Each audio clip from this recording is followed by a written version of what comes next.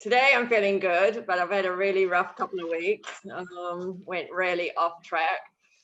Yeah, I didn't do many activations. And the catalyst started with tennis tournament a couple of weeks ago. I was feeling a bit down from just knowing it was like my last tournament and I'll be leaving Brunei soon. So I was a bit down. And then I was just got so sick. Like every morning I've been doing the enemas. And I was just so sick and tired of dealing with my health issues. I just let it get to me. And I really did just spend and then work is just like crazy. So I really let that get to me as well. And yeah, so it's just really stuck in my head and just really struggled to get out of it. And the last couple of days of just, it's like, okay, a work project's finished.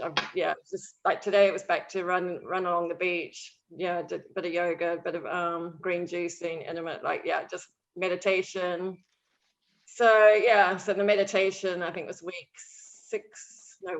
week 7 one. And so that really got me back into my heart space. So so I feel like it's better today than what I have the last couple of weeks. So. Right, well, what we want to do is, because when we look back in life, we can connect the dots. When we learn how to connect the dots going backwards, what we can start to see is a pattern. Then what we can do is, as we understand this pattern, it's kind of like this. Let's say that this is you and you're right here, and we now look into the backwoods into life, and we're saying, right, that happened. And what we do is we're connecting all these dots. Then when we start to understand this formula, all we do is we turn that over to say, right, how's this going to play out in the future? Because we're creatures of habit. And what we need to make sure we do is that we start to condition ourselves to do what's needed on a daily basis. Otherwise, what happens is, and I literally just did the whole midday miracle message today around discipline. Yeah, I know. I just read it. Yeah.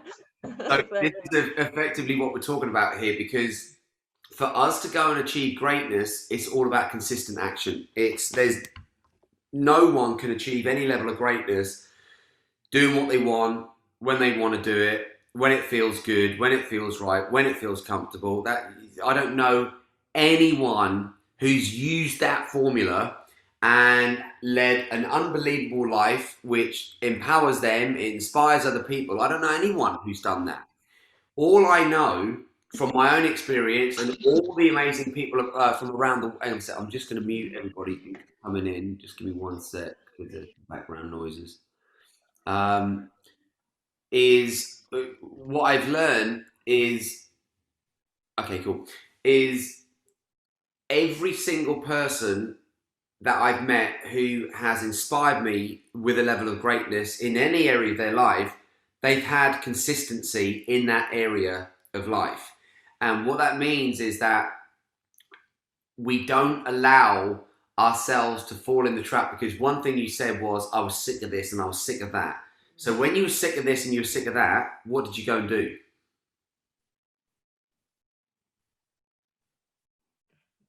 As in the things I did, back to emotional eating. Yeah. I didn't even go to the beach for 2 weeks. I didn't even walk. Like literally, it's a 5-minute walk. Didn't even go to the beach. So I was really down. Yeah. Yeah. So what happens is that emotion ends up winning, because this is what we need to understand, everyone. And you guys that have done Breakthrough Mastery, you get it.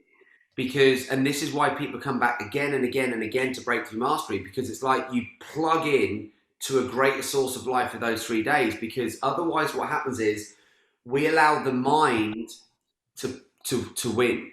Or no, not the mind. Sorry, we allow the emotion to win. Because what happens is, as that emotion starts to get in, oh, I'm sick of this and I'm sick of that, and it all comes from the mind saying, well, what I want out here isn't in here. So then we go into the low emotion. And most of the time, I'm not saying all the time, but most of the time, those challenges come up when we're focused on ourselves. Because we're focused on something within ourselves that we're not liking, or a result that we're not getting.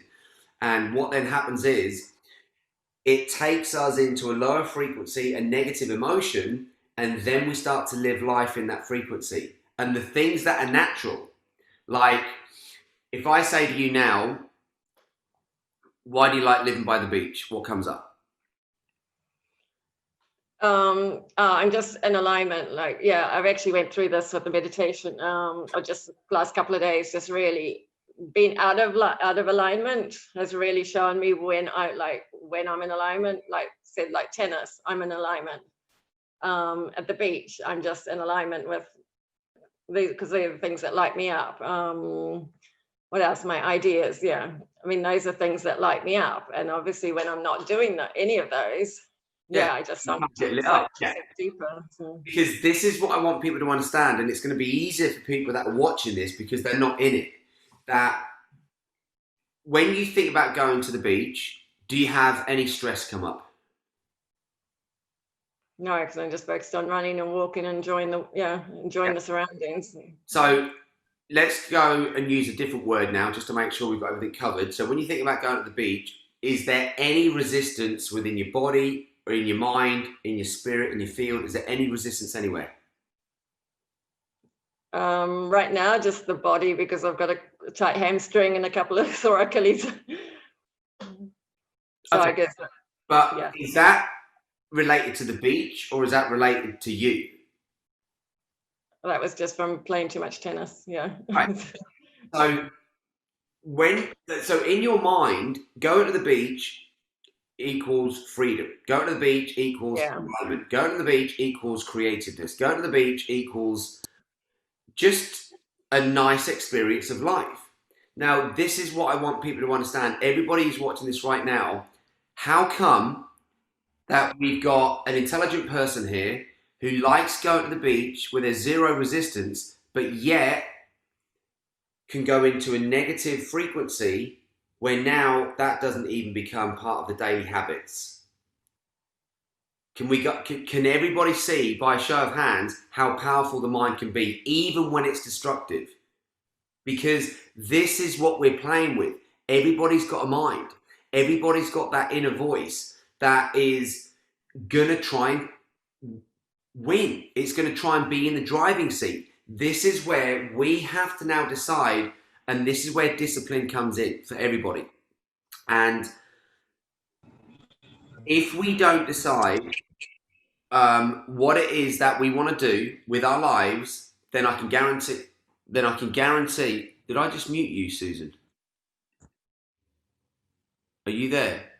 Sorry, Yeah. I just muted the wrong person. Sorry, cheers. Yeah. So if we don't decide how we're going to live our lives by saying, right, when I wake up, this is what I want to experience. When I wake up, this is what I want to commit to. When I wake up, this is what I want to focus on. When I wake up, these are going to be the things that are in my life on a daily basis, no matter what.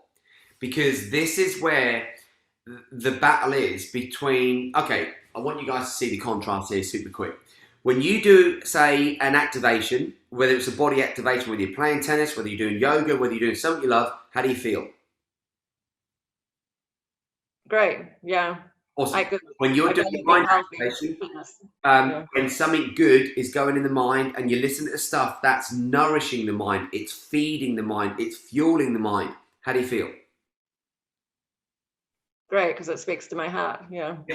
Now, if you are then going to do something where you're going to be activated spiritually, where you're doing a meditation, you might be doing a certain process, you might be opening up the heart and the mind, gazillion techniques to be able to get there. But when you go into the spirit realm, how do you feel when that happens?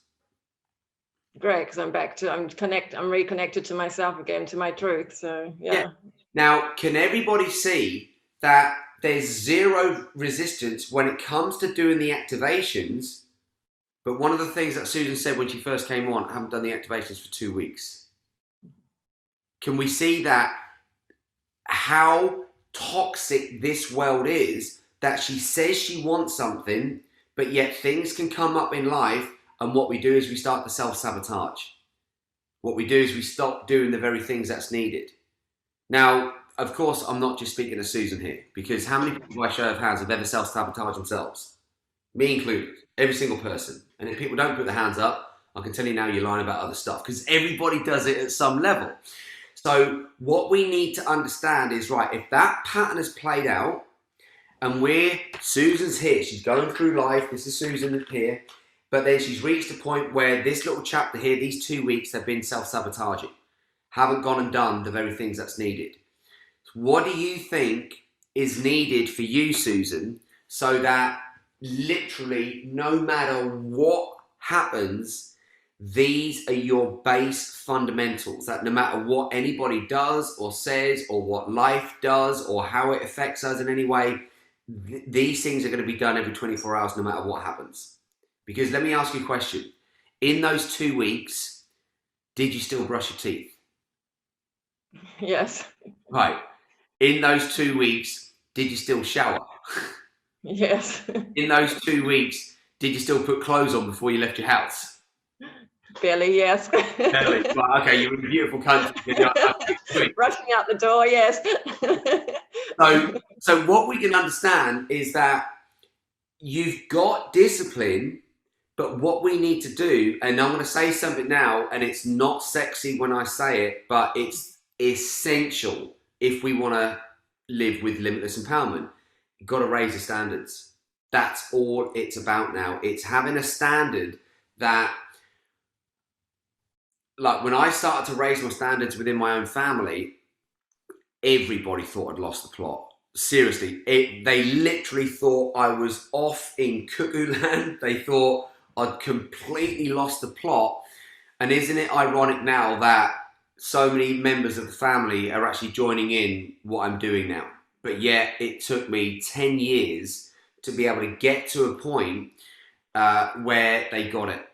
And they realized that the standards that they were living with were not just hurting themselves and their kids and my nieces and nephews and even my parents, and they could see that the standards that I was living with, and what we started to see, because I was the ill kid, I was the one that was always breaking down, I was the one that was always on some type of medication.